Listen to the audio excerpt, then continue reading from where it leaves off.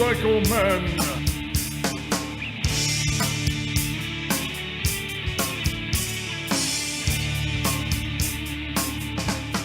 Hello, boys and girls, and welcome to episode 161 of the Motorcycle Men podcast. I am Ted, here in the V-Twin Cafe in that corner booth. All right, thank you for tuning in and, of course, listening to the show and, of course, listening to all the Motorcycle Men episodes. We greatly appreciate that. And if you'd like to help out the show, you can go over to our website at motorcyclemen.us, and there you can click on that donate button. And if you'd like to help us out with a singular PayPal donation, you can do it right there. Another way you can help out is give us some feedback. Go over to iTunes and give us a rating. Doesn't matter what kind it is, just give us a rating so we can have something there. While you're at it, send us an email to motomenpc@gmail.com or go to our contacts page on the website and send us a note there. I read all of our email, and I'll definitely comment on it during our next show. The Motorcycle Man podcast is brought to you by Surf and Summit Motorcycle, Maine and New Hampshire's newest motorcycle rental and tour company. Surf and Summit offers Harley-Davidson Big Twins and Suzuki V-Stroms for rent at reasonable prices. Surf and Summit is happy to deliver your rental bike wherever you are staying, or you can peruse the bikes in person down at Street Cycles of Falmouth, Maine. Surf and Summit also offers rental helmets, jackets, gloves, and GPS, so you'll have everything you need to enjoy a great New England riding vacation. From the beautifully rugged coast of Maine to the amazing White Mountains of New Hampshire, Surf and Summit can help you have a fantastic motorcycling vacation. For more information, please visit surfandsummitmotorcycle.com. And don't forget to visit your local Cycle Gear for all of your motorcycle needs, from clothing to parts. Cycle Gear is your premier one-stop shopping location with 136 stores nationwide. You are bound to find a store near you that can help you find what you are looking for, and you can trust you will be getting great pricing and, of course, top-notch customer care. And if you're in New Jersey area, be sure you stop in at the Edison store and see Chainsaw Ginny or Sean and tell them that the Motorcycle Men sent you. So go to cyclegear.com today. And finally, for the best in motorcycle jeans, there's only one place you should be going, and that is Tobacco Motorwear Company. Dave and the crew over there are making great motorcycle riding jeans that will outperform that ratty old pair you've been wearing and most other brands available. And not only do they perform well, but they are also the best looking and the most comfortable selvage jeans you will ever wear or own. And for further protection and style, get yourself a California riding shirt too. It's comfortable, safe, and it looks absolutely stunning. I wear a pair of Tobacco Motorcycle riding jeans and the California riding shirt, and so does Chris, the Joker, here on the Motorcycle Men podcast. In fact, this past weekend, we were both out riding where we're wearing our California riding shirts. They feel good, they look great, and they give us that extra protection we need when we're riding.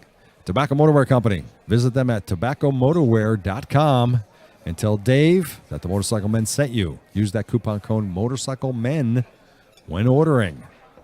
Now, thanks to the wonders of YouTube and the availability of multiple blogs out there, we have an endless supply of motorcycle-related information literally at our fingertips, 24/7. And while some of these videos and blogs can be just a documentation of a motorcycle trip or blogs about nearly any motorcycle-related topic, others may be funny accounts of some trip or maybe a maintenance procedure. And, of course, there are others that are produced to give us product reviews. And while some are from many motorcycle blogs or vloggers, some are from our favorite online retailers. In fact, one in particular has given us a personality that we look forward to hearing from.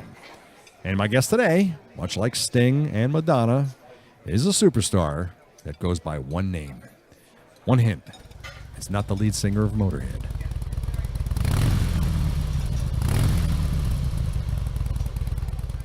All right, joining me now here in the V-Twin Cafe, here in the corner booth, all the way from Philadelphia, the one and only, you know him and you love him as a writer, commentator, and video blogger dude with that little company called Revzilla. Ladies and gentlemen, Lemmy. Lemmy, welcome to the Motorcycle Men podcast. How's it going, man? Groovy. How you been? I'm okay. I like that intro. You said know him and love him. I like how you coupled that up together. I think 50% of that's a guarantee, but, I'll take you smushing it together. Well, I like to butter up all of my guests as much as possible so they enjoy themselves. That's the Treat plan. me like a biscuit, baby. That's Slap it. that butter on there. This conversation can take a totally different route with that tone, like right now. I don't know what kind of podcast this is going to be, but hey. Hey, you know what? Everything evolves. We're just going to let it roll. That's what we're going to do. So we had somewhat of a, I guess I'll use the word auspicious beginning in our original meeting. You had roted. What's that? We'll use roted. You righted it. An article, Why Things the Way They Are, which is apparently a series that you have. And the article was Why Harleys Leak. And I read the article and I was like, God damn it, my Harley doesn't leak. What the hell is this guy talking about? Now, I've read a lot of your stuff, and I was always very entertained. And this one, like, it didn't piss me off, but I was like, God damn it, Harley's having a hard time enough as it is. So I commented on it, and you and I went back and forth for what seemed like days. So, and then eventually just said, like, well, screw it, let's have the guy on. So I was going to say that marks the first time. Look, I have my fair share of pissed off commenters. Look, when you're writing op-ed stuff on the internet, that's going to happen. So I'm pretty used to that. But this would be the first time I've ever gone from a pissed off commenter to a podcast invitation. That's definitely a first for me. So I thought that was pretty interesting. I also thought it was funny too that you were commenting on something that I wrote like 2 years ago. You were very mad over a very old article. It's funny because I and the thing is, I don't know why, but it popped up in my feed like recently, and it was like, what the hell? So I read it, and I was like, okay, well, let's get into it. But it's funny because you had later commented that you enjoy writing your articles with you used the word, which I really appreciated, was incendiary title. Yeah, incendiary I think is a good word. I mean, so I'm gonna try and balance the reality with with sort of, I guess, just reality. I'm going to try and balance reality out. There, in the days of the motorcycle magazines, it was understood that there was this implied contract that the reader wanted to read whatever the writer had written. Well, that was all fine and good because somebody was coughing over money for a motorcycle magazine. Well, nowadays, in the days of the internet and all the content is free, no such contract exists. Half the people, I think, read the articles because they want to yell at me and tell me I'm an idiot, which is perfectly acceptable. I don't know. But if you let people know you're an idiot right in the title, it just, it opens the door. Come on in. Oh, yeah, pretty much, yeah. Okay. But, it's kind of the same thing with doing a podcast. I know a lot of the crap that I say is total crap. I am aware of that. And its entire intent is to get a response. And it works every time. Well, I tried to tick people off. I think my goal was to generally say something a little bit absurd and then actually do this crazy thing that nobody else on the internet does, but actually back it up with some facts and some substance. Oh, see, I don't do that. I totally don't do that. Yeah, so like when I wrote that article, I mean, I don't want to say it's the best piece ever, but I think that there are some good solid reasons in there why a properly functioning Harley Davidson can and does leak. Well, the thing is, like I said, you explained it very well, and in that, part of the great thing about what you're writing, though, is what you're talking about. I've been guessing. Actually, I've just been guessing for years. It's been very good guesses. I've been on a streak. Well, you know what? Your guessing is very convincing. I will say you that. I like to think of myself as the dumbest version of Kevin Cameron who could get a job. That's what it is. Like if Kevin Cameron suffered a traumatic brain injury, I would like to think that he'd be somewhere around where I'm at. Wow. I don't know. Is that talking yourself down or talking yourself up? I'm not sure. I guess it depends how traumatic the brain injury was. Yes, I suppose. So let's tell you what, just for the sake of our listeners who may not have heard, let's briefly hit this article in which you say why Harleys leak. Totally. Okay. I can sum this whole thing up for you pretty quickly. Okay. Depending on what era your Harley Davidson is from, up to and including the modern era, somewhere between an atrocious amount of oil and a very little bit of oil will naturally make its way out of your Harley Davidson, and that is not cause for alarm. Now, is it meant to leave the engine at a specific point, or is it pretty much any orifice that's available? Well, I mean, they're meant to exit at a specific point. That having been said, if those specific points are spoken for or blocked, oil and pressure will find their way out of every crevice in the motor.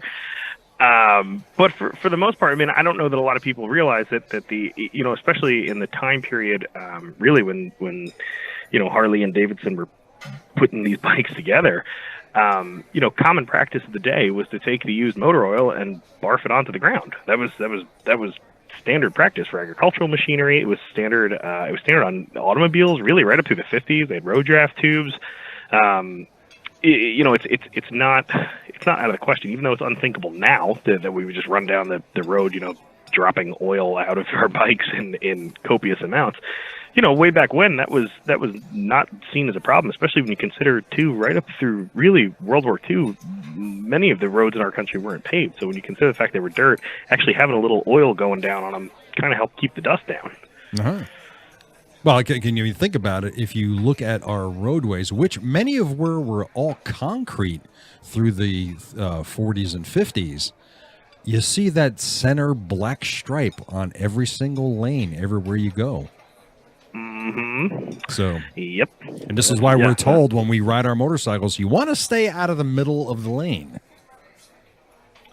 In fairness, I feel like that center strip has gotten better and better over the years. Oh, absolutely. Oh my God. As everything on the roadway is more and more oil tight, that center strip is less and less dangerous, I feel like, with each passing day, which is kind of amazing too when you consider the amount of traffic on the roadways has done nothing but go up. Oh, sure. Kind of a testament to the gasketing and sealing industries in the automotive and motorcycle world. Sure. I mean, when you think about it, that Harley Davidsons in the beginning were specifically designed to leak. That was their intent. Well, yeah, it's weird. And you don't. Yeah, I think it helps too if you don't think of it as a leak. You know, the engineers knew that there was a certain amount of blow-by and oily mist that was going to make its way out of the motorcycle. And, you know, they actually augmented some of that with a little more fluid oil. And the idea wasn't so much to leak. It was more of, it was planned lubrication. You know, these were in the days when splash lubrication inside of a motor was perfectly acceptable. If you think about this as just in terms of planned lubrication, it makes a lot more sense. I mean, I always kind of laughed when I'm sure you're familiar with the product Scott Oilers. Mm-hmm. It's a great product. It's awesome. It's a controlled leak. You're putting an oil leak onto your motorcycle. You're throwing a little thing that drips oil all over your chain. It's literally exactly what Harley Davidson did all those many years ago. I don't have any problem with the product. It's a great idea. I just think it's funny that I'm pretty sure there are some people out there who bought a Scott Oiler who are the same people who will hitch up their drawers and be like, Dad never owned a Harley and things leak.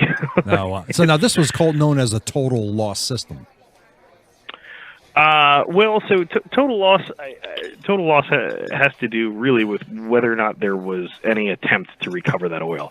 Now, regardless of whether we're talking total loss, which for the overhead valves was pre-36 and for the flatheads was pre-37, regardless of whether you're talking about that or not, even after they went to, you know, recirculating oil, still a fair amount of it was intended to be lost. That just boggles my mind. You know, we're going to build a product here that is intentionally going to leak oil. It's not leaking oil. It's intentionally designed to keep your motorcycle lubricated. If you think about it in terms of lubrication rather than leak, it makes a whole lot more sense. Right. I think for a lot of people too, that the struggle to get over this, sort of the sticking point is a psychological one. If you understand why the oil is dripping from the place it is dripping, and you understand that it's been planned into the bike, and it's actually saving some of your parts that need lubrication because it's lubricating them, it makes perfect sense, and you can sleep easy at night.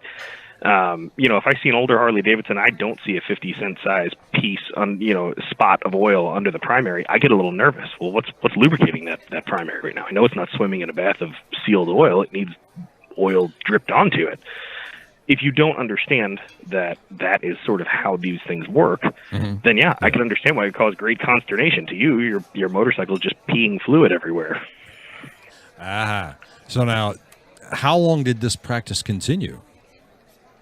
Well, so I kind of went through this in the article, but I mean, I would say really, up through the shovelhead era for sure, in terms of using the crankcase blow-by sort of as chain lubricant for both the primary as well as the final drive chain. However, if you go a little bit later, go into the evolution years or even the twin cam years, you'll see that they actually vent up into the crankcase vent rather than just being open to atmosphere or perhaps puking onto the chain. Now is routed up into the air cleaner. And it doesn't really serve a purpose there, unfortunately. Yeah. You probably don't want to be sucking oil in through your carburetor. It's not going to hurt anything. It's just going to carbon up pistons occasionally, blah blah blah, whatever. But it's funny. I think because it's not seen by a lot of people. Oftentimes the engine sucks it in before it becomes a problem. Yeah. People think they don't leak, but if you pop your air cleaner off, you'll find oily residue on just about every Harley. It's funny you should say that though, because when I had my '94 Sportster. I can remember times when I would change the air cleaner, it would be oily. I'm going like, well, why is this happening? And then was that happening? Yep. Yeah. Then there'd be times where I would get like a fall. I call it a false start, for lack of a better word. It would start to kick over, and then it would pop, but it would pop through the carburetor. Like right. It would pop through the carburetor, and then I'd smell oil and go like, what was that? And then it would start up and run normally. So, well, that was, the pop you're hearing is probably just a plain old backfire through the carb. Exactly. But the reason you're smelling the oil, though, is because that pushed through your saturated, air filter. Your air filter is saturated with some oil, and that's what you're smelling. Yeah. But that's perfectly functioning. It's funny. Harley's not the only manufacturer to do this. There are plenty of other brands, that are venting crankcase oil to the air cleaner, and it's fine and dandy. It works fine. It's just very noticeable on a Harley Davidson simply because of the engine configuration. Most of these bikes will have an air box, kind of buried somewhere. Yeah. But with Harley, being a transversely mounted V engine, that air cleaner is just always hung right off the side. So if it's dripping any oil, it's unbelievably noticeable. I find it funny that you say that all bikes kind of do this, and yet sure, Harley Davidsons are the ones that get pointed out the most.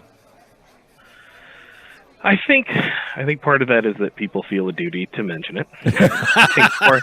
I think part of that might also occur because it's extra. Again, I kind of talked about this in the article a bit, but it's extra easy for that to happen for Harley. There's lots and lots of blow by. You've got these two great big pistons moving up and down at almost the exact same time.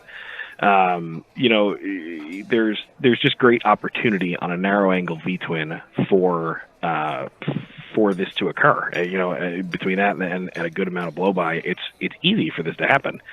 And that's just a function of the engine design. And there's a million different ways you could look at this from an engineering perspective and talk about how a common crank pin narrow angle V-twin is just like an exercise in engineering problems.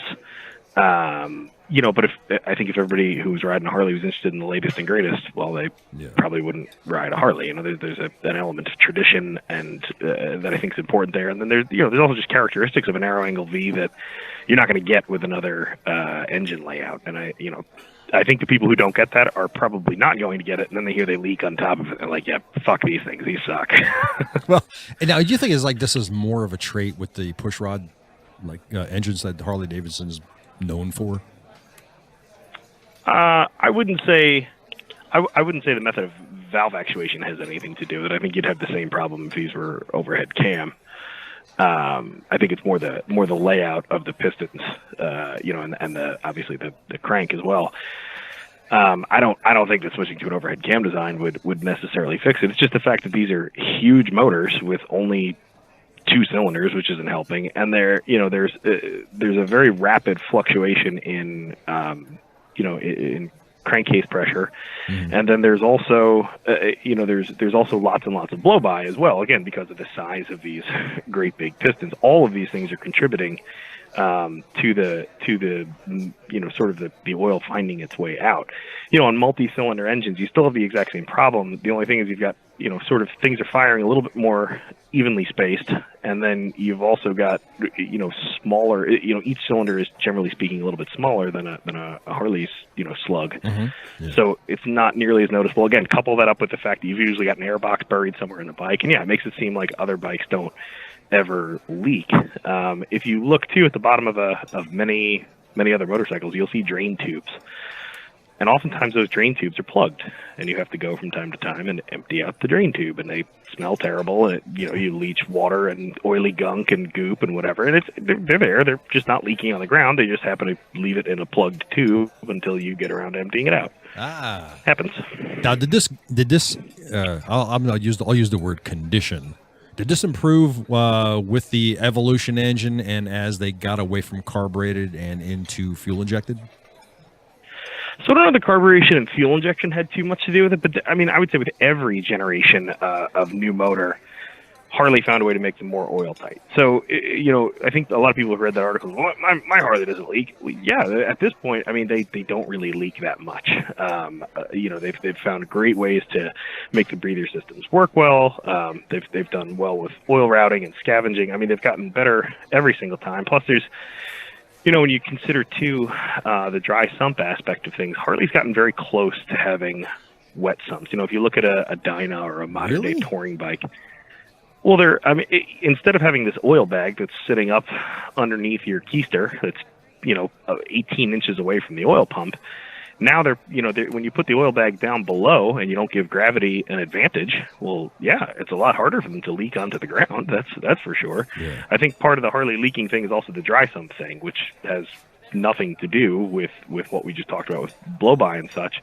But the fact of the matter is, if you take 3-4 quarts of oil and you suspend it 18 inches above the area it's going to, and you do nothing to stop it except use a little tiny BB and hope that everything doesn't leak by it, well, you are going at some point to be sadly disappointed when all of your oil winds up in your crankcases, and when you go to kick it over or you hit the starter, the scavenger pump's going to try and keep up. It's going to get overwhelmed, and you're going to see all that oil flow out of the breather, and that's totally normal. Anybody who's had a Harley for any period of time and let it sit, especially over winter, I think it's something we're all probably somewhat familiar with.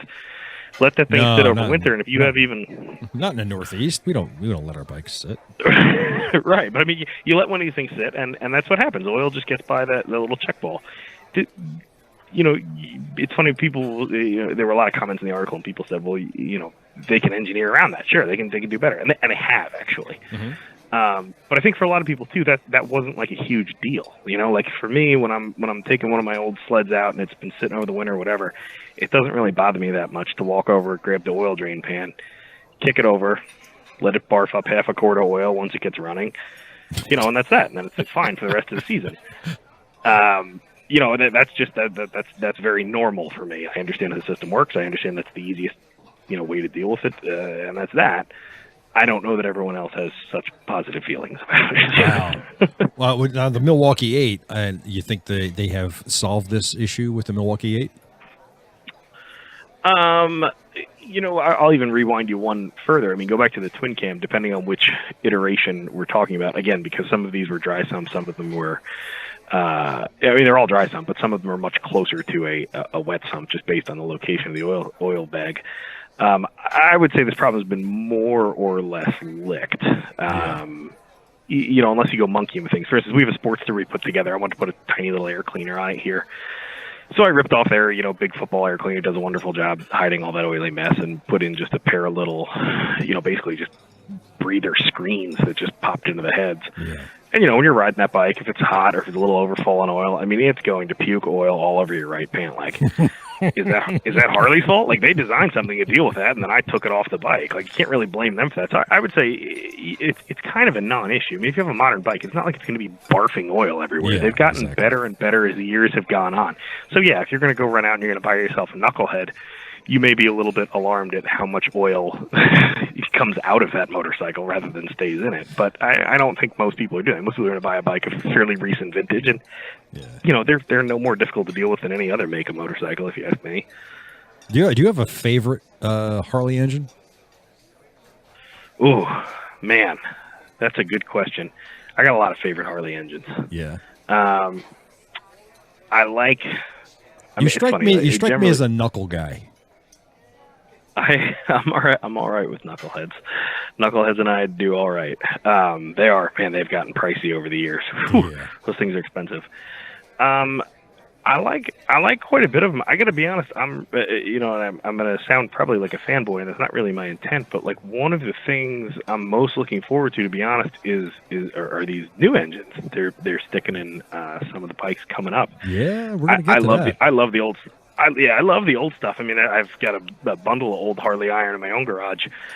But it would be pretty cool to ride a Harley and whoop somebody's ass. I mean, I'm not old enough to have ever done that. It would be kind of nice to do that on one of these new machines they're putting out, though. I'm a huge fan of the Evo. Love the Evo. So well, I was joking around. The Evolution, I guess, is the best shovel Harley ever made. I have love and hate. I have kind of a simultaneous love and hate affair with the Evolution. Really? There are a couple little quirks and foibles about them. Like whenever I have one, I want to replace that inner cam bearing. That's a huge problem. I'm going to go back to the shovel style. That Torrington B138 is nice. I don't like the plastic breather gear they use. I always swap those out for a steel. But for me, the biggest problem, and I'm going to say problem, it's not really a problem unless you're hot rod anything, but the biggest limitation or drawback to the shovel was that is the only big twin engine Harley ever made that never changed displacement. Mm-hmm. And the reason is that the cases are really kind of bored as far as they can go. If you bore those cases any further, the spigots get real thin, and even in stock form, they had a problem with the head studs pulling near where, right behind the lifter blocks. I've seen them come out before. I've had my own bikes, sort of puke that area out simply because the studs aren't put into very much meat. If you look at any of the aftermarket cases, check out, Belcrons or SNSs or, whatever, you'll see that they've really beefed them up in that area, A, to accept the big bore, but B, because there just wasn't enough meat there originally. Mm-hmm. And then on a personal note, I understand the benefits of having heads and jugs and cases all made of the same material. But I am a really big fan of the shovel style setup where the heads bolt to the jugs and the jugs bolt to the case. It allows a little bit. It makes it a little bit easier to work on things if you have to pull the heads. It also means you can pull the heads without disturbing base gaskets and things underneath the heads. So, wow, I do like the Evolution. I've had quite a few of them. They're great motors. But I think it's like every other Harley, especially the older ones. They all have sort of their own little peccadillos that need to be sort of repaired to really, if you really want to beat on them. Well, you got to wonder now. They must have done something right because it's an engine that they've been using for 30 years. The Evo. Yeah, the you're Evo. Talking about. Yeah, the Evo. Yeah. Well, I mean, Harley didn't use it for 30 years. Oh, they had them in. Right. I think they came out in 84 to 84. Yeah, 84 to 99. Oh, are you talking? I'm sorry. Are you talking the Sportster? Are you talking the little Evo, or are you talking the big twin Evo? Oh, the little Evo. Okay, the little one. Okay. More specific. So I'm sorry. I was talking big twin. Yeah, the Sportster Evolution is also a cool motor. I'm kind of partial to. I haven't owned one. I would, if I was getting one, I would probably look for something 03 and earlier. Getting rid of that tranny trapdoor is, to me, maybe not the best decision. I'm also I'm sort of partial to solid mount motors. But yeah, it's a great motor. It's very versatile, and in some ways, it's that you have to consider almost that engine with the bike that it resides in too. Yeah. I'm sure you and all of the people listening have seen all manners of cool Sportsters, choppers, cafes. I've seen sport versions. There's Hugo Moto. They're doing those dual Sportsters. I mean, yep. For as many different ideas there are out there, there's somebody who has executed it beautifully with a Sportster. Which to me just speaks sort of volumes about the flexibility, I think, of the platform as a whole. Oh yeah, absolutely. Speaking of platforms, do you want to talk about some new bikes? No, I don't want to talk about any of that. Sure. Yeah, I'd love to. So Harley announced, it's been almost 2 weeks now that they've announced that I don't know if it's an official announcement. They kind of just sort of like threw this video out with a couple pictures and said, well, they didn't really say anything like look what we're going to do. They really didn't announce it. Well, in fairness, they had a press release. Yeah. So I would call that an announcement. All right. So do we need to like recap what happened here for all your listeners? yeah, I mean, sure. Let's do it. Honestly, if they're listening to this, if you're listening to your show and they haven't heard this, I'm kind of wondering where their priorities are. But yeah, Harley just came out. Really, they kind of announced intent to compete in some segments they've previously not even come near. They had a Street Fighter. They had a kind of a custom looking, I would say, like sort of a low like street kind of brawler looking thing. They also had a legitimate Street Fighter. They had an adventure bike, and then they had kind of a mess of electric bikes. And it looked like the electric bikes, they had one that was, definitely solid and going to hit the market. And they also had kind of trotted out some what looked like conceptual sketches. Yeah, some concepts, yeah. Right, and I think those are, some of those are meant for other markets. But I think it's just judging by how many things they sort of showed us photos of or sketches of, one would have to think it sounds like they're going to play pretty heavily in the electric game too, and have maybe a few different models by the looks of things. Mm-hmm.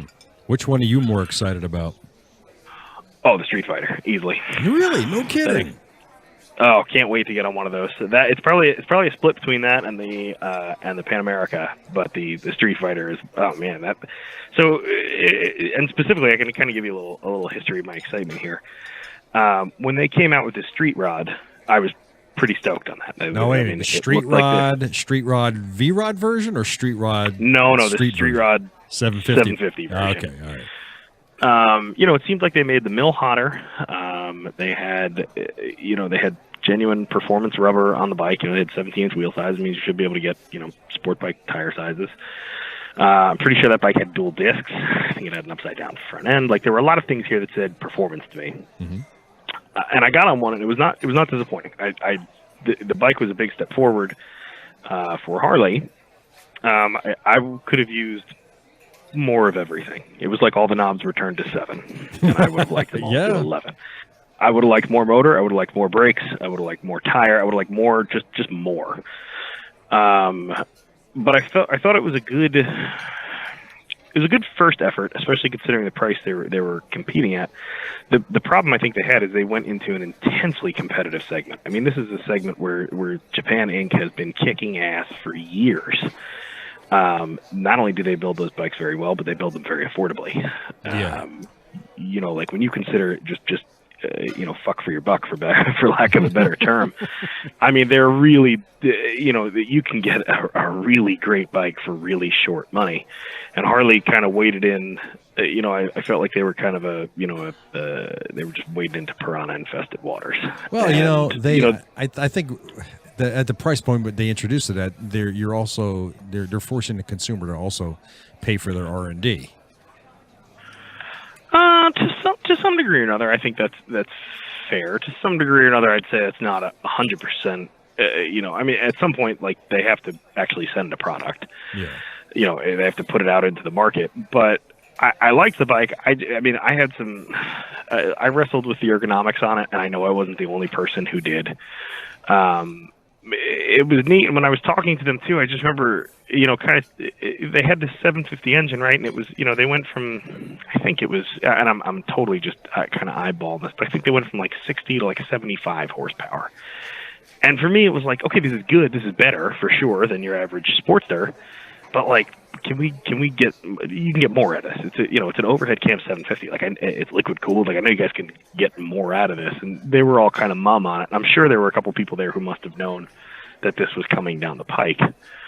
But I was jazzed about that bike, but I look at the Street Fighter they just brought out, and to me that improves in a lot of different ways. I wrote a little article on it, and there were a couple things that I pointed out. If you look at this thing, first off, you can see cutouts in the tank for your knees. Have you ridden a sport bike ever?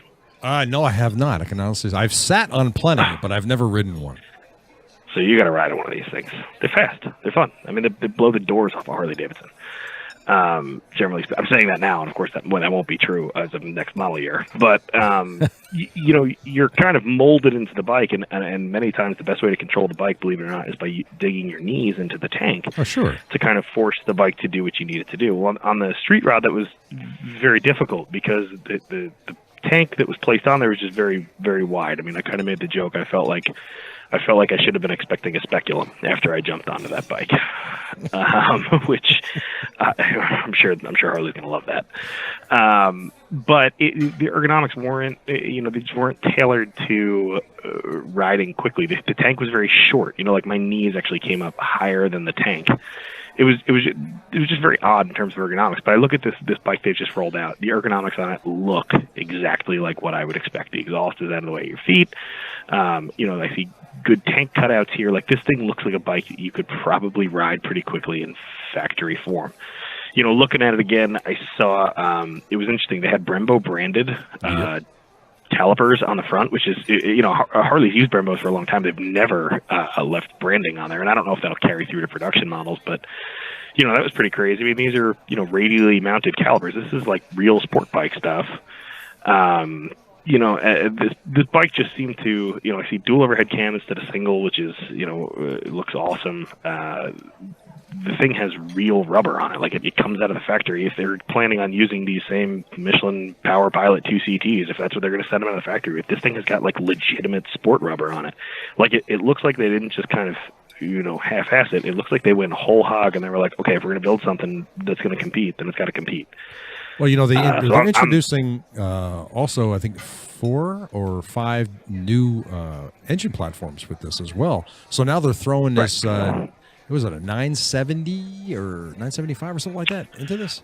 Yeah, I think they had, I want to say it was four sizes from... Here it is, yeah. It's 500, of course, the 1250, but they're going... 5 to 1250, the 975 is going in Street Fighter, but then they're throwing in it was the 500, it was 750, the 975, 1,000, and then 1250. That's right. Yeah. So this is going to be a totally thing right off the block. This is totally new. I'm just curious of what kind of output we're going to be getting out of this thing and everything. We don't know nothing. Well, yeah, I was going to say it really depends. We'll have to see some. I think we'd really have to see more specs in the motor to kind of to get anything else out of it. But I mean, just on face value, I think if you brought out a 975 cc dual overhead cam, twin, I can't imagine that being less than 100 horsepower. I'd be pretty surprised. And given that it is going to be a twin, granted not quite as narrow an angle as the air-cooled stuff, I still would imagine torque would be pretty beefy on this thing. Yeah. So you're pretty jazzed about this one, huh? I think that it'll. Again, it doesn't have to be the fastest bike ever, but it does have to be fast enough that a good rider can whack somebody's ass on a different bike. Right. I don't know if the street rod quite got everybody there. Like, yeah, you could probably beat somebody in a street rod depending on what it was you were running up against. But I think this is one of those things where this is a bike I think that will hold its own with other items in its class. Yeah. Well, the thing is also again, if it's all right, like I'm looking at just what I'm looking at from a picture here. Of course, that's what everybody's doing. Yeah. Exactly. But I mean, just sort of putting some of the clues together, there are a lot of things here that make me say, like, okay, this thing should rip. Right. Now, of course, all these new platforms are all water cooled, so that's going to mean a higher revving engine. I don't know if it's going to mean higher revving necessarily. I think sort of in a roundabout way it means that, with liquid cooling, I think with a more precise temperature, you can control a lot of things. I mean, you can, obviously blow by, like we were talking about before, obviously that's going to be, much easier to control. It's going to make emissions easier to control simply because you don't have to account for, all of the temperature swing back and forth. I think the liquid cooling is obviously going to be beneficial. It's going to keep head temps down. It's going to help these things perform. I think, it's very funny. I think a lot of people were ticked off that Harley killed off the V-Rod. I definitely heard I know I am. whining and gnashing. But the funny part is, I think that a lot of people don't realize, if you kind of step back and think about how Harley went about things. Porsche is a brand that has diehard loyalists. I would say probably, in that sense, very similar to Harley owners. And if you recall, Porsches were air-cooled for a very long time. Ooh. And Porsche made the switch to liquid cooling. They had to. There was no way they were going to continue to meet emissions with an air-cooled engine. They made this jump, right, and they kept all their loyalists. I mean, I think there's obviously the dedicated Porsche people who want only the air-cooled stuff, but for the most part, I don't think Porsche saw any type of sales problem because they went to liquid cooling. And I don't think it's an accident that Harley hooked up with that company. I mean, Porsche effectively did exactly what Harley knew they needed to do. So if you look at the V-Rod sort of as like their jumping off point, sort of their I guess their call it tuition for lack of a better term. The fact they hooked up with Porsche, I think, makes perfect sense. And rather than see the V-Rod as ending, I think you could kind of, in another vein, sort of view the V-Rod as the jumping off point, the beginning. Yeah, well, do you think like the V-Rod and perhaps even the Street Rod was a test bed for what's coming? Of course. So of course, I mean, all that was test bed stuff. It's funny. My only complaint really is the V-Rod. Man, what a lovely motor. Have you ridden one of those? Oh, that V-Rod has been my passion for years. I've ridden it quite a few times. Love that bike. Yeah, lots of oomph. I mean, that was a really great drivetrain stuffed into a really compromised chassis. Yeah, it wasn't the worst thing ever. But I mean, if you had put that into a more conventional roller, so to speak, man, you could have hauled the mail on one of those things. Boy, I think it was a rocket ship, I thought. Yeah, very, very quick. And I think you could have ridden one quicker had the chassis been more accommodating. And when I look at this Street Fighter, I sort of see a more accommodating chassis with a motor that's, again, not quite as big, but I'd be willing to trade off a couple hundred cc's for a chassis that will let me hustle that bike a lot faster, a wheelbase that's much shorter, a pair of tires that's much more inclined to let you lean the thing over. Yeah, well, you're going to have to wait till 2020 to see this. Yeah. Maybe the next fall. I was going to say there are 20 models, which means, they'll probably be released at Harley's dealer show, third week of August in 19 would be my guess. But, Harley also does a thing, too, where they'll trickle a model out every now and then in between sort of to keep people interested. Yeah. Which incidentally, if you don't mind, I'm going to sort of switch gears for a second and kind of talk, too, about, why Harley did this, why they announced this. I mean, announcing models that are over a year off is a pretty bold strategy. Yeah, you know what? I had mentioned this the other night in an interview I was doing. This reeks of the Ford Edsel. And you know what I'm saying? Because this would be like, hey, this car is going to fly or whatever, and it turns out to be, 4 wheels on the steering wheel. And they've announced this so far in advance that, the expectations are screaming high. And so this better dazzle, So now I'm going to make your show all sorts of ugly. Okay. I think part of the reason Harley did this is, I mean, they have been in a PR firestorm, No, you think? Early this summer. I mean, and it's very difficult to talk about that without getting into politics. But I haven't even really gauged the temperature, I think, on too many people who are, who have an opinion on this. But so far it seems that the few people I have talked to, opinions all over the map. Just as far as, what Harley is and should be doing and, sort of how the president should be reacting, et cetera, et cetera. But, regardless of where you fall politically, I think it's hard to not, at least in some form or fashion, feel bad for Harley's PR people. Because they gotta be working overtime right now. they're getting beat up. They're getting kicked. I'm sure they probably have secret cars that they have to drive home in. I'm not sure. But speaking of all this new stuff, now where do you sit with this new Pan America? This thing's awesome. I think this I'm super excited to ride this. It's funny. So Spurgeon, my colleague, is kind of our adventure guy. He loves taking these big bikes off-road and just beating the shit out of them. Yeah. And I always kind of laugh at him because I always want a dirt bike for that. I want a smaller bike with better power to weight ratio because I fall down a lot and it's easier to pick up a 215-pound bike than it is to pick up a 515-pound bike. Right. I think this bike maybe has a little tiny bit of an identity crisis. How so? And I say that because I think there are some elements on the bike that say hardcore off-road, and I think there's some other elements on the bike that say maybe not. So Well, I'm serious. So Well, I that's not think too there's- vague, but go ahead. No. I mean, we can dig right into that. So I see these real knobby tires they put on this thing. Cool. Okay. I have no idea if there'll be a multiple tire option. I have no idea if these tires are going to be on there, blah, blah, blah, whatever. But these look like pretty aggressive tires. These would be probably not so hot on the street, but they'd be great off-road trail, stuff like that. I mean, Right. these are the Anarchy Wilds, the most aggressive version of the Anarchy tire. That's awesome. However, what I also see here, too, is a bike with a 17-inch rear wheel and a 19-inch front wheel. Now, generally speaking, an adventure bike that's geared more towards street work will have a 17-19. A bike that's really intended to kind of have the shit beaten out of it off-road will have a 17-21. So the fact there's really aggressive tires, but not on a 21-inch wheel, leaves me a little bit confused. Well, maybe they're doing kind of like the V-Strom thing where it can go either way, but it's not going to be great at either one. No doubt. That's exactly what they're doing. I think currently in the adventure market, most of the manufacturers decided to sort of sit on one side or the other and then go for it. If we look at this skid plate, it's, in the photo, it looks very wide.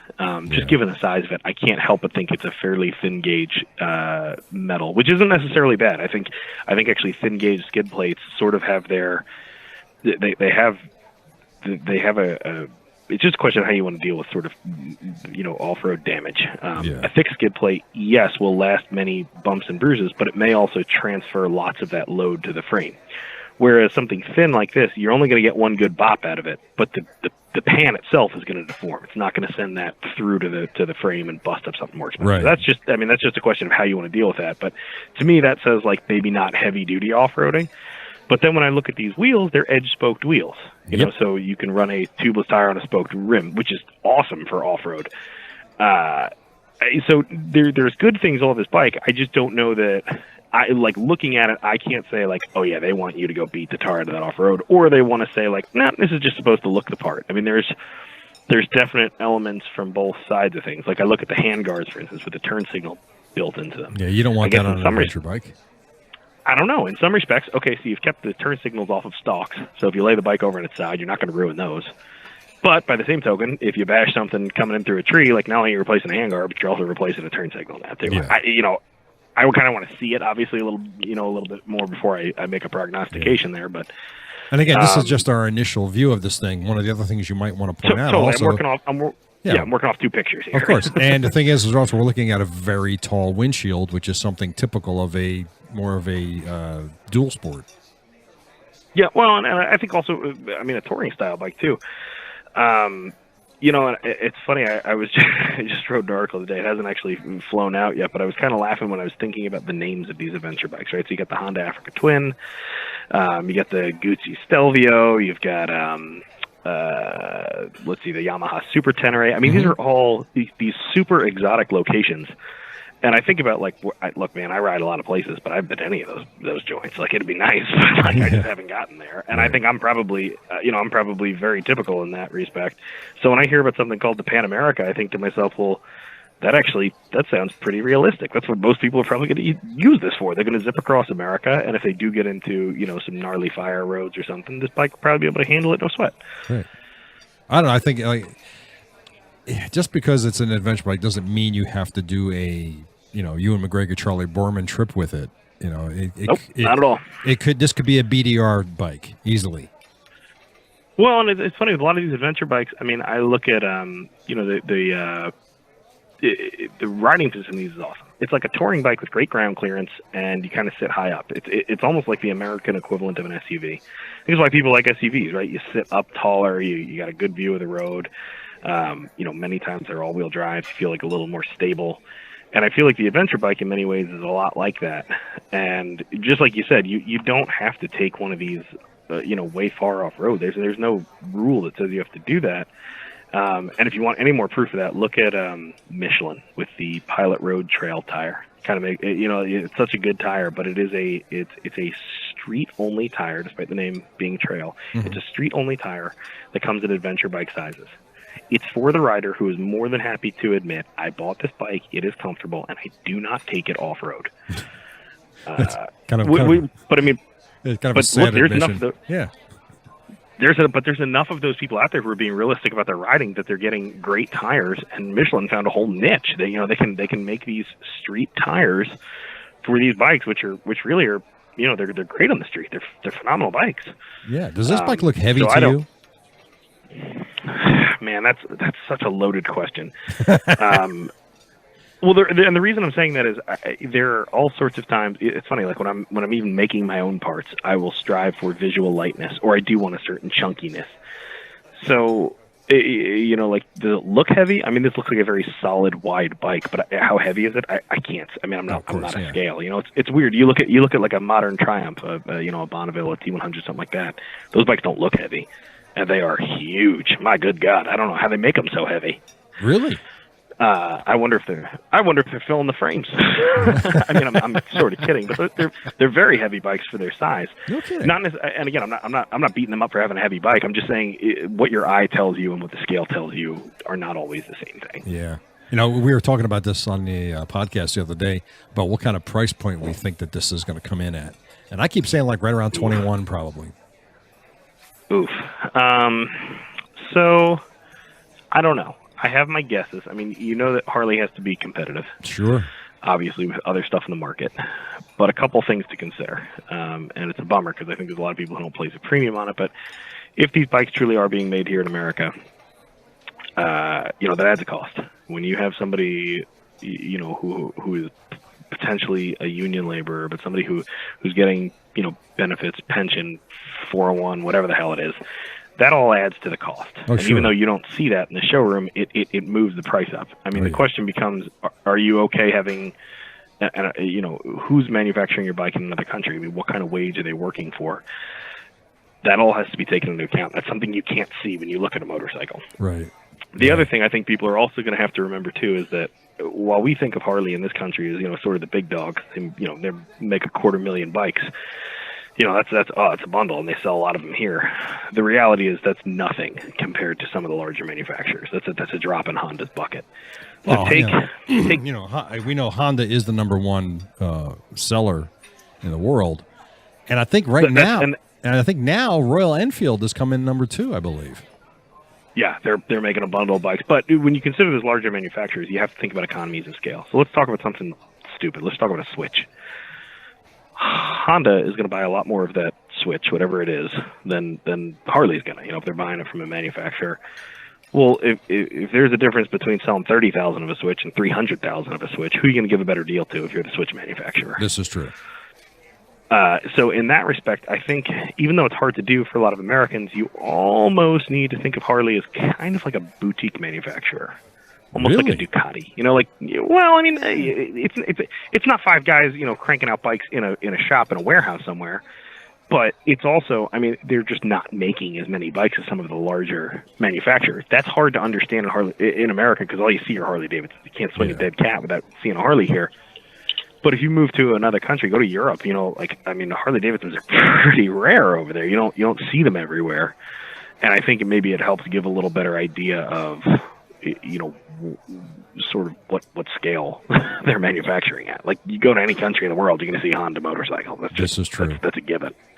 So, and I'm getting real long-winded here, but that kind of all kind of comes back to that price thing. So I think Harley can sort of rely a little bit on, having a little bit of cachet with their name and the American-made aspect of them coming through. But ultimately, they can't just ride that forever. And I think the fact they've entered these new segments sort of says that. Yeah. But I don't want to hazard guesses to price, but we'll probably get closer, I would think, as time comes on and we see a little bit more in terms of specs on the bike, blah, blah, blah. We'll be able to kind of nail that down a little bit more firmly, but time will tell. That's true. That the Custom 1250, I think that's the one that least excites me. Same deal. I'm right there with you. And I think part of that is, and I don't think it's a bad looking bike. No. I know there's a lot of people who got super into that. The reason I think it doesn't excite me as much is because these guys are announcing they're entering all these new segments, and this is probably the bike that's most like what they're already making. Like, I don't think this is the same as a Fat Bob, of course, but it has many similar elements. Sure. It's certainly, I've heard comparisons to the V-Rod with this, and I don't see it. More, if anything, it's got more of a I guess only because of the fat tires. It reminds me of the 48, but it's got the new engine, of course, the 1250, obviously, and it's got the higher exhaust. But I think I don't even know where this is going to be. It's not a new Sportster, obviously. No, I don't think so. Well, I don't want to say that. I mean, something's going to have to happen with the Sportster. It's funny. I made that prediction a little earlier, just due to emissions tightening up. I think I had said 20 was the last year we were going to see for that. I think so. I think it has to be. I mean, when you look at Euro 5 emissions, I mean, the air-cooled Sportsters, we know it is just not long for this world, and that's not necessarily a bad thing. I mean, look, the world has moved on to liquid cooling. I mean, we are the last people in the world riding any motorcycles of significant size who are still zipping around on air-cooled bikes. I mean, obviously, there's some other exceptions in there, but liquid cooling's coming. That just is what it is. Yeah. I don't know. I would be surprised if they made this the replacement for the Sportster, but I could see the Sportster replacement, being something similar to this. Again, this is a modular engine family. Harley's not going to build 7,000 different engines. Like, they're just not going to do that. It doesn't make financial sense to do that. So, moving to a modular water-cooled lineup sort of makes more sense than just about anything else. So while the new Sportster might not be the replacement for the Sportster, it wouldn't shock me if there was a Sportster that rolled down the line somewhat soon that looked kind of like this. Yeah. All right, that's good, as long as they don't get rid of the Sportster, because the Sportster is like, I mean, you think anybody who thinks Harley Davidson, the first word that might come to their mind is Sportster, because it's been in their family since 1957. I mean, come on. Yeah, it's one of the longest running nameplates in automotive or motorcycle history. Yeah. And you have to imagine too, last year, they chucked the Dyna name, and there were like some marketing people who they were just freaking out, like just freaking out. I know. Which is totally fine, but at some point, like they're gonna maybe pitch the idea of like getting rid of the Sportster name, and those same guys who'd be like, no, you're not doing it to us again. You cannot get rid of that. Well, it would kind of be like Chevy saying, all right, you know what, we're going to stop making a Corvette. They'd right, be like, we'll come back to that a little bit. Yeah. Oh, we're going to come back to that. Okay. But this is kind of a nice inflection point if you think about it. Because again, if we're all operating under the assumption the Sportster is going to receive a redesign that will be somewhat massive, somewhat soon. It's a nice opportunity to sort of bring the Sportster back to its roots. Like, I think there's a lot of modern day Harley riders who don't realize that the Sportster did not used to be a wife bike. That was not what that bike was. No, not at all. Not at all. That was like the badass man's bike. Like, that was the the super hairy chested, like, that was the ripper. It's funny, that was the bike that Barger rode. I mean, that was the badass bike. Yeah. And it would be kind of nice to see the Sportster kind of maybe reclaim some of that former glory. I don't think it's that many people nowadays who see a Sportster that's somewhat close to stock and are like, whoa. It's not that intimidating a bike. It's not that the Sportster got worse, it's just that the rest of the world kind of got better. Oh, yeah, the Sportster soldiered along doing Sportster stuff, and everything else changed around it. Well, with the introduction of the Roadster a few years back in 2015, I think that made people realize that the Sportster has a lot more room to play than in previous years. Because now you got people turning the Sportsters into scramblers, which I think is going to be something we're going to be seeing from Harley-Davidson in the near future. I think you're going to see a factory-produced scrambler version of a Sportster. So it's funny, when you say scrambler, I mean, that is it's a segment that I wonder if it's not almost a little bit of a holdover. And when I say that, of course, I mean, when scramblers are really ruling the roost for off-road stuff, desert sled-based stuff, scramblers, stuff like that. Mm-hmm. I mean, this was really before a dedicated dirt bike became a thing. Right. Like before the benefits of low weight, I think, were something that people were really sort of capitalizing on.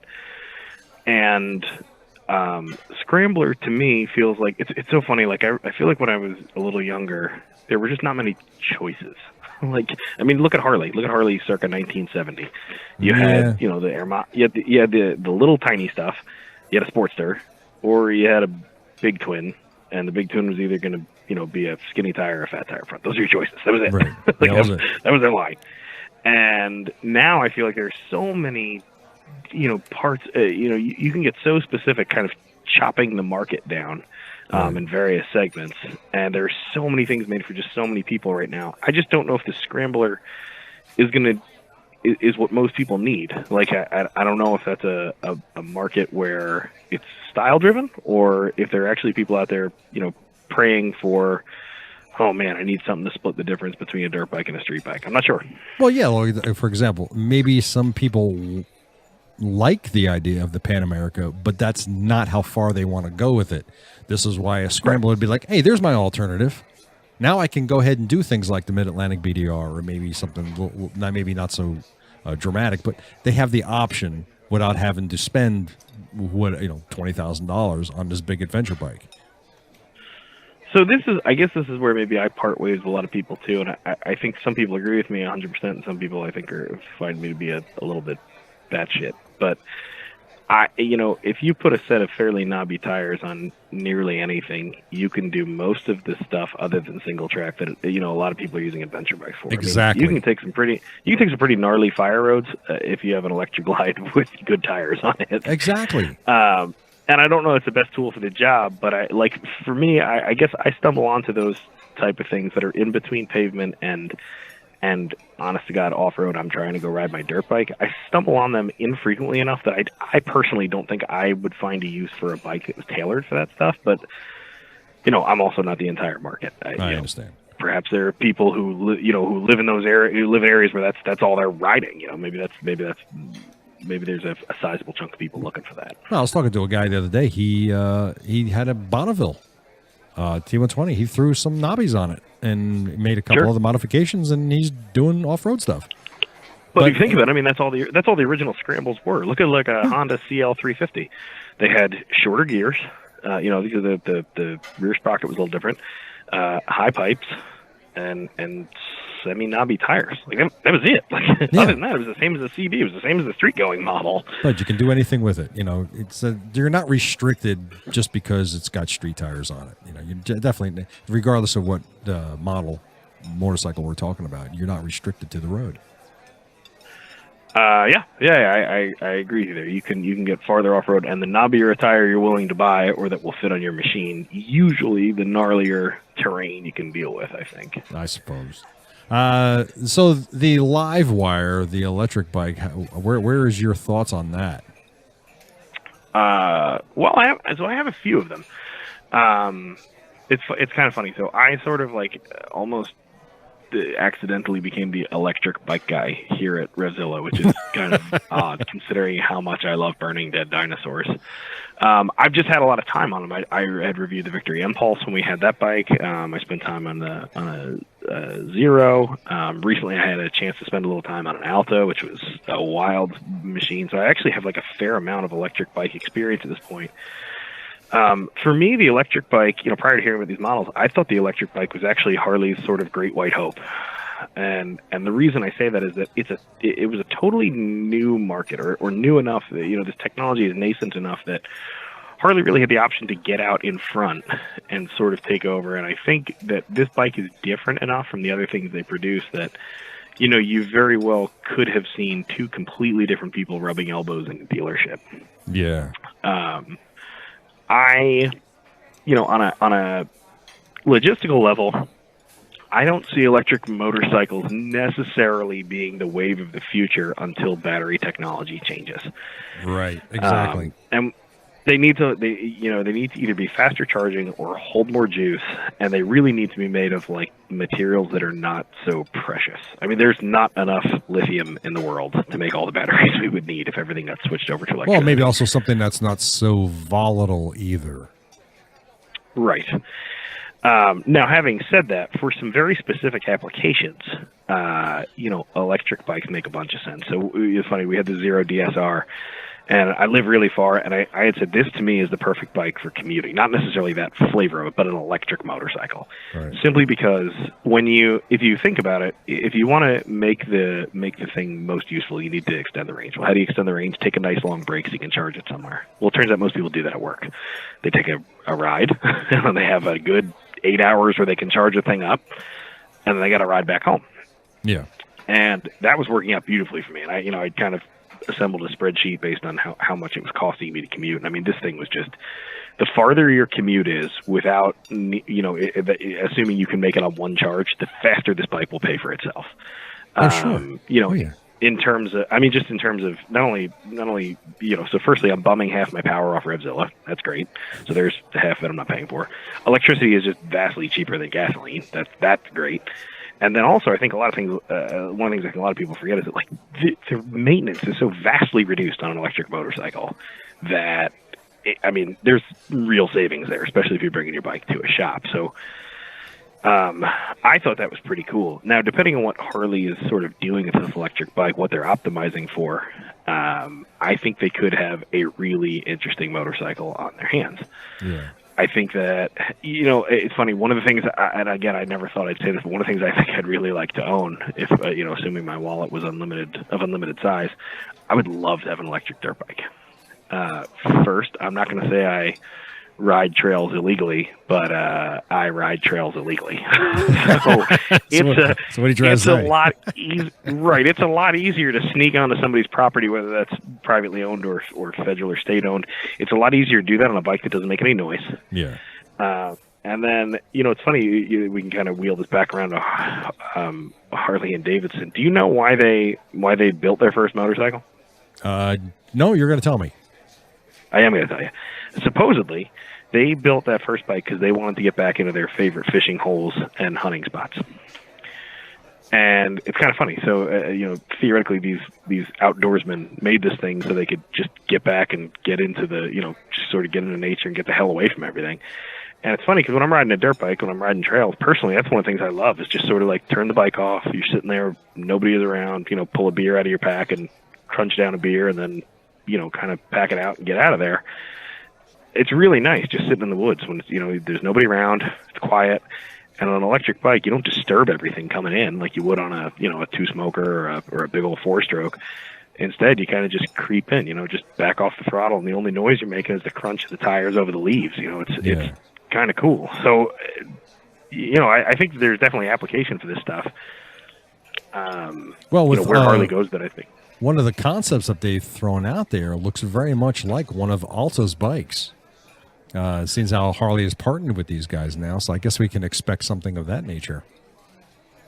Yeah. Well, so like when I looked at, I'm just looking at these sketches right now. I see the big picture here looks to me very much kind of flat track inspired. Mm-hmm. Yep. I see it looks like a pair of same size wheels, and then obviously they've got the body work that really heavily resembles a flat track bike. I see something next to that looks almost like, it's funny. One of the guys just showed me today, and I forget the name of the company. It's gonna bother me, but it was this sort of mountain bike dirt bike hybrid. It looked like a very beefy mountain bike and had a little 125 4-stroke in it. I was like, man, this thing looks awesome. It looked like a trials bike with a better seat. And that's sort of like that. That's sort of what I'm seeing there. I'm not sure if that's meant to be like sort of an urban runaround, or if instead it's supposed to be sort of a deep off-road trial-esque machine. And then obviously that other one they have there with the little tiny wheels. That to me says that should be outfitted with as a sort of a working motorcycle. Like it will have a sidecar or a box or something on it. Yeah, a kid's thing or something like that. Yeah. I have something to say about which I will spare you. About electric bicycles, that kind of bothers me. Oh no, let's hear it. Go for it. Well, this falls in the same line with mountain bikes going from the 26-inch wheel to the 27.5, and then of course the 29-inch wheel. And what I kept hearing all the time is, well, it makes it easier. Well, the purpose of mountain biking is not for it to be easier, but for you to experience what you're doing. If it's easier, then why you're doing it? And the idea of making a bicycle, now I can understand that there are people with physical limitations who possibly would like to get back on a bicycle, but don't have the ability to pedal. So this would suit them perfectly. But any normal person capable of turning pedals has no business getting on one of these things. That's my getting on an electric bike. An electric bicycle. That's my personal irritant of mine. That's all. I mean, I think so. And I'm gonna be pedantic here, but I think you could apply that same philosophy to a freewheel. Yeah. Do you have a freewheel on your bike? Of course. Yeah. You coast? How lazy of you. Bicycles are meant for those who are supposed to pedal all the time. That's for a track guy. Yeah, okay. It was funny. I used to ride with one of the guys who I worked at a bike shop a long time ago. One of the guys I used to ride with, the guy on the shop, rode a Fixie 29er off road. He was gnarly. God. It was hard to keep up with him. But and the reason I'm saying that is not obviously for any other reason other than, look, man, if that gets somebody into bicycling, motorcycling, exactly. Well, that's just it. You're right. Great, then do it. Like I one of the things I tire of a little bit, and it's funny because this is like what keeps me in a job. But there are a lot of people who like cutting down what other people are doing. And look, man, there's a million things in motorcycling that I don't really dig myself. Right. But it doesn't matter. Like just because you're enjoying motorcycling differently than I enjoy motorcycling doesn't mean you're wrong or you should feel bad or I should tell you how much you suck. That's not necessary at all. I hear plenty of it in this business podcast. I hear plenty of there's a lot of hate running around between brands. I hear it. I get it all the time. And it's not necessary because, like I said, what you ride might not be my thing or what I ride might not be your thing. But the point is we're riding. So what difference does it make? I'll even take that one step further. I mean, I don't even care if somebody doesn't ride. Like, I know that sounds dumb, but like, no, I like mechanical assholes of all flavors. There you go. I love a good diesel truck. I'm a big fan of sand rails. There are a number of things that are not motorcycles that I think are awesome. We've been, I don't know if you keep up with us at all, but like lately we're airing some episodes. I built a hot rod mini bike not too long ago. Oh, really? Built a crazy race motor and shoved it inside of a mini bike. It is a very stupid project for a grown man. It's a very stupid project for anyone, but it's a very stupid project for a grown man, especially. And there's no real reason to do that. Like, I don't need a very fast mini bike. That's, again, just untold amounts of stupidity, but it's fun. Like, it's motorized, it's fun, it's cool, I enjoy it. I'm pro fun. There you go. Now you think so if you want to ride an electric bicycle, I'm all for it. Oh, hey, that's cool. Like I said, if it gets somebody on two wheels and to get out there and enjoy themselves and have fun, then by all means go right ahead. The live wire, does that look like a lot of fun to you? It does look like a lot of fun to me. It's funny. From I'm going to say the limited amount of exposure I've had to electric bikes. I'm not really saying that because I think relative to many riders, I have way more experience than most people do. Just by virtue of this job giving me access to several different manufacturers' products. But when I say limited, I just mean that the products themselves. It's not like there's 100 different models of electric bike to choose from. Yeah. Even riding the few I have, just the marked differences between how they're built and kind of their personality is staggering to me. I mean, it seems like you can make an electric motorcycle with just the same range of characteristics and personality that a gas motor has. Right. So I'm instantly interested in riding this just to see what it's like. Did you ride the original Livewire when it came out a few years ago? I did not, actually. We had, so Sean McDonald used to write for us, and I believe Sean was actually the fellow who rode that bike for us. Mm-hmm. Wow. I know, it looks like, of course, it's got that sport bike kind of Street Fighter kind of look to it. It doesn't appeal to me. I'd be very curious to try it, though. Definitely be curious to try it. Sure, yeah. Definitely. I think we're looking at. Yeah, I don't know that. I think the saleability of this bike, it's going to be the price point. That's where it's going to matter the most. Well, I think that's the questions everybody has in these, right? Is how far, how much, and I think those are sort of on the top of everybody's mind. How fast, how far, how much? What's the cutoff on all those things? How far, how long? Well, I mean, it depends. Like what? Yeah, I mean, Well, in your opinion, how what do you fast, think? Well, I mean, how fast you're going to go is in No, sort no. of- I'm talking about how it- fast it charges. Yeah, Charge well, it time depends how much you want to and range. That's what we're talking. Depends how much. Well, when I said how fast, I was actually thinking more along the lines of how fast does this motorcycle go? And I'm mentioning this because there are electric vehicles. There's lots of electric vehicles. Tesla's a good example. Like I know I've never spent time in one, but I'm well aware that those things are crazy off the line. But I think they top out like 90 or 100 miles an hour. I mean, you know, if a comparable gas, you know, if you rode a comparable gas machine off the line, you would never guess that it ran out of steam so quickly. Yeah. And I'm just bringing that up because I think that's, for some people, that's a sort of a question. As far as how long this is going to take to charge, how much power makes, blah, blah, blah, blah. I mean, A, I'm not very well versed in this stuff, so I wouldn't want to hazard a guess. And B, I mean, they're working with Alta. I can't imagine that they're just going to sling some crap out there and hope that it sticks. I mean, I think that I wouldn't be surprised at all to find out that this was sort of a class leader, if at all possible. Wow. So, just looking at the size of the drivetrain and battery unit in here, Yeah. I can't help but think that this is probably going to be at least somewhat impressive. Yeah, I mean, it's the original version came out. It had a 58-mile range, and it took like 8 hours to charge or something like that. So that sounds about right, though. That doesn't sound way far off. Yeah, but the 58-mile range that I do know, but I think the charge time it was like 6 or 8 hours or something like that. But this, battery technology has come a long way since they first introduced the live wire, and I know that Zero's charging very fast these days. Still not. Well, remember too that there's another way to solve that problem too, and it doesn't have to do with fast charging. It has to do with hot swappable batteries. Right, exactly. I mean, and I don't know that's where Harley's going. I would actually bet that they're probably not. No. But I mean, that is a way to contend with that. Like if you're willing to throw some money at the infrastructure, hell, give the batteries can take as long as they need to charge. Well, sure. And you could actually argue that's probably a better way to do things, simply because by charging the batteries more slowly, you're not shocking them as much. So the battery should have a longer life. I mean, the faster you charge and discharge a battery, the shorter its lifespan. Sure. I just wonder if Harley Davidson is prepared with some sort of infrastructure for this, or are they relying on the existing infrastructure of other manufacturers?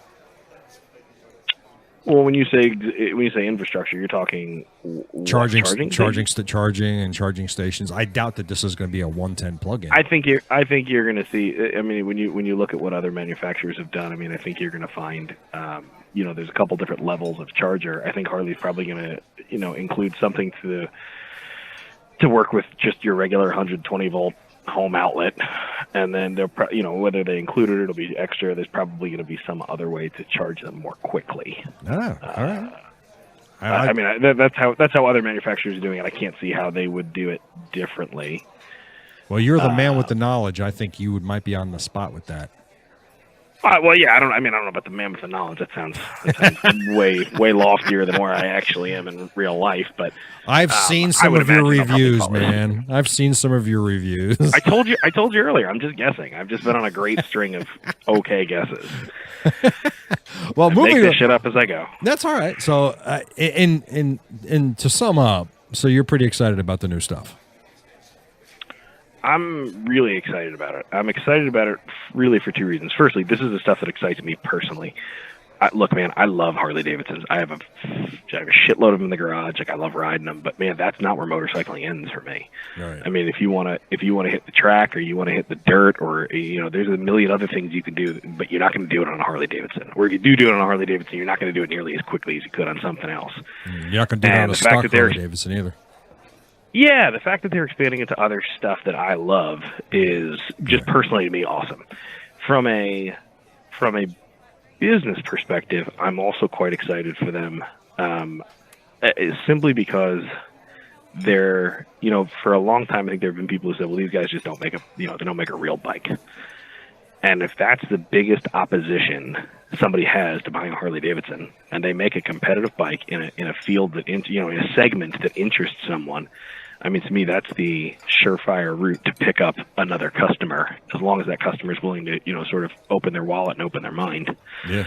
And again, without getting too awful political, I look at the tariff situation Harley finds themselves in right now. Mm-hmm. The cost of the goods they need have gotten expensive due to tariffs imposed on aluminum and steel, and simultaneously the cost of acquisition of their outgoing product that they're exporting has gone sky high because the product is also receiving a tariff. They're kind of getting a tariff on two ends. And then, their response is, okay, well, then we're going to have to move some production of some motorcycles to these places to avoid at least one, at least some of these tariffs. Which I completely understand. I think, and it's a good business sense. Anybody would do the same thing. And HD is not the only one. They got the same business. Yeah, I mean, they're not the only company. Business. Right. They're not the only company that's doing it, right? So. Now, a quick question for you. Yeah. In speaking of terms of two wheels. Are you a Harley guy or are you a motorcycle guy? I'm a motorcycle guy. Okay. No questions asked. It was funny when I started at Revzilla. They had asked. They were looking for somebody who knew a lot about Harley Davidson, and they were like kind of, they were really emphasizing that. And I said, guys, like I do know an awful lot about Harley Davidson, but like I ride a lot of other shit and I repair a lot of other things, and I just love motorcycles. I do really love Harley. They hold a special place in my heart. I have more of those in the garage than anything else. Mm-hmm. But to say that I was a Harley only guy, like if you told me I could only own Harleys from now until the time I died, I'd cry. Like, I love them. I love the machines. Partially because of sort of how important they were in American motorcycling. Partly because I am a red-blooded American man. Like, of course I ride a Harley Davidson. What else? How could I not own one of those? But I mean, it's. If you want to, rip a wheelie off road, or you want to, you really want to whack somebody's ass on a nice, twisty road, a Harley Davidson might not be the best weapon depending on what it is that you have and what you're up against. Right. So I would say motorcycle guy. Great. Okay. Well, one more. Okay, I'm going to ask you a couple more questions, but you know what I think is one of the things that you do that I really, really, really appreciate is your fake product reviews. Oh, I love them. We haven't done those for a long time. We kind of did like a batch of those a little earlier on, and I think I would imagine I probably pissed off some of our suppliers. Really? I think some of them aren't as good at taking a joke as I am at making them. Oh God, I think that's I think they're fantastic. I mean, you guys. We've talked about bringing them back. The problem is there's so many things we want to do. And that one's so easy to sideline and be like, oh yeah, we'll get to that next time. They are really fun, and I think it's funny. Like the better, I want to say better. I think the more playful or more savvy manufacturers saw what we were doing, and they were totally good with it. Yeah. I was laughing because I had recently written. I say recently, maybe a year ago, written an article, kind of calling out speed and strength because they made these motorcycle yoga pants that didn't make any sense. Just didn't make any sense. They were in no way a safety item. Oh yeah, so for when we wrote the article, I actually put them on. I mean, they're a product not geared towards me, but I put a set of these on and did my best tree pose for the article, and they were just absurd. And I said something like, "What's next? A Kevlar pajama getup?" And it was funny because Speed and Strength responded with their blueprint drawn up for their Speed and Strength Kevlar pajama getup. And I was like, "No okay, way! This That's is great, hilarious." Yeah, they had one of their graphic design guys, I guess, put together, a whole top secret blueprint on this, and it was hilarious. Oh, that's fantastic! And I just thought, kudos to you guys for taking a joke. I'm making fun of one of your products that probably was not the core or staple of your line, and you guys were able to laugh at it and sort of just fire back with a return joke, and it was hilarious. Well, it was great. Yeah, I mean, it's good when companies have a sense of humor about what they do. They know it's not serious. You've heard of Janus motorcycles? Yeah. Okay. Well, when I first did a review of one of their motorcycles, we were talking about it, and my brother, my co-host, didn't see that it was Janus. He didn't see the J. So oh no. Yeah. So we started calling it Anus Motorcycle. licorice flavored motorcycles. And it's funny because when I told them about it, because I always, whenever we talk about a bike, I always like to inform the manufacturer ahead of time. So we're going to be talking about your bikes on the show, and they actually got a kick out of it. They thought it was kind of funny. So they didn't offer me a bike anytime soon, but that's okay. But they have a sense of humor about it, but it's good. Well, and it's funny. I think it's like especially important in Harley land. There's a lot of Harley riders who take themselves really seriously. Look, I'm not going to sit here and like pick apart somebody's bike, but like the skulls, the death, the daggers, like not me. I'm coming close enough to die on a motorcycle. I don't need to adorn my bikes in those things. Like I don't need that. Yeah, it's a personal thing. Well, but I got long hair. I got, shit in my face. I got earrings and tattoos. Like, I think I probably come across as, like, not the most approachable guy on the planet. And, I don't take myself seriously. I don't take anything seriously. Right. I take nothing at all seriously, it seems like. And, like, everything should be a joke. Like, I just feel like everything should be a joke. Like, lighten people up, just take themselves very seriously. Right. Like, as cool as I feel on a chopper for 4 seconds of summer when I'm not pushing it, my chopper doesn't make me tough. No, like, of course not. It just doesn't. Like, if you want to make sure that you're not tough, in fact, push your chopper for a few miles along the side of the road, then see how badass you feel. No, what you need to do is a 21 days under the sun chopper ride. Oh my God, man! I lambasted that movie when it came out. So I think it was actually the same article. I as the yoga pants. I completely lambasted that movie. Guys, 21 days to go check out a motorcycle show? That's called a really kick-ass vacation. Like, most of the people I know can't take 21 days to go across the country. Man, I would love to go to Born Free. It's not fucking happening for me anytime soon. Like, I do not have that kind of time off. And, like, it was just very funny. Like, and, I just remember laughing at some point. I think there was, the announcer said something to the effect of, like, and if they didn't get there on time, it meant missing out. Missing out on what? The Brooklyn Invitational? They didn't get to see the show? Who cares? Like, you still got to go on a 21-day motorcycle ride across the country, which is awesome.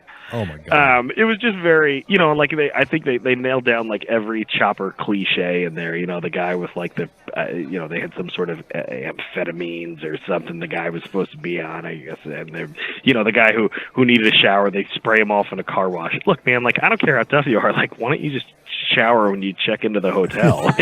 Exactly. I mean, but yeah, and if you're not checking into a hotel, okay, well, just, like, stay dry and dirty for one more day, and then, like, wait until you, get gas station bathroom. Like, there's something better than a car wash. This was kind of my point. Yeah. That was a great movie, though. It was just, riding, like, the whole thing just seemed, like, just vaguely ridiculous, like, there was the whole drug scene, too. Like, it seems like somebody was like, well, this thing needs some sort of you got to have some sort of a hallucinogenic scene in here, so put that in. I mean, don't get me wrong, the bikes were cool, and, like, the trip seemed like a cool idea, but it's just, like, it made everything so serious. Like, the whole time, I don't know, like, if I was in that movie, the whole time I would just be bothering everyone on, like, when we were going to go get ice cream. Like, that would be my whole part in the film. Of course. Would have just been like, this hey, guy guys, wants his ice cream. I would do something that nobody else was supposed to do, too. I'd, like, keep pulling out my phone. I'd be like, guys, Google says that there's sweet ice cream, like, 4.6 miles from here. You need Who's to up do for a fucking movie. rad ice cream? You need to do your own Lemmy movie. That's what we need. I don't know that it would be that exciting. Oh, it probably would be. If you got a sense of humor, you can let it fly. So any cool upcoming bike reviews or articles or videos we should be expecting from you? Ooh, that's a good question. We are releasing more of the mini bike. That's still happening. We're in the middle of that. I have spent an obscene amount of time on a Honda Africa Twin. So I've been writing quite a bit about that. I think that's all that's nailed down and definite for the time being. But we're kind of trying to roll out some interesting stuff. We got some 2-minute lessons coming out. We've been doing a lot of those recently. We had a really interesting one. I don't know, maybe somebody you'll one of your audience will find interesting. Kind of how the Harley engines got their names over the years. I think we tried to in 2 minutes sort of hit that. And I think for people who don't know how they got their names, it's like a very fast, easy crash course. Cool. But Yeah, a couple more of those coming out. I mean, we're trying to sort of keep things going, keep it fresh. All right, cool. How can people check you out and learn more about what you're doing and some of your articles and stuff? You can, of course, swing by Revzilla.com. You can check us out on YouTube, youtube.com/Revzilla. Or, of course, you can always, if you want to check out some articles, you can always swing by Revzilla. That's Revzilla.com/common-tread. Or you can just sort of poke around the site and you'll probably find it. But, there's all manner of ways to get in touch with us. Okay. Any last things you want to say to our listening audience before I kick you off my phone? No, not at all. Do wheelies and get ice cream. Do wheelies and get ice cream. Okay, I like that. That's good. All right, don't go away. I want to talk to you after we're done, but I want to thank you very much for joining me here on the Motorcycle Men podcast. It's always a pleasure to read what you do and see your videos, and I always walk away with a smile. Thank you so much for having me, sir. Thank you. All right, you take care of yourself. Catch you, buddy. Bye. Bye.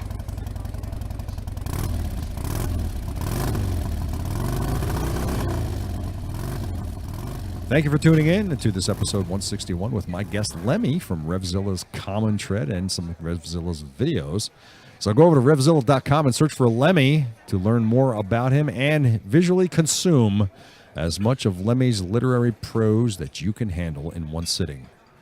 Links to the website will be on the Motorcycle Men website as well as in the show notes.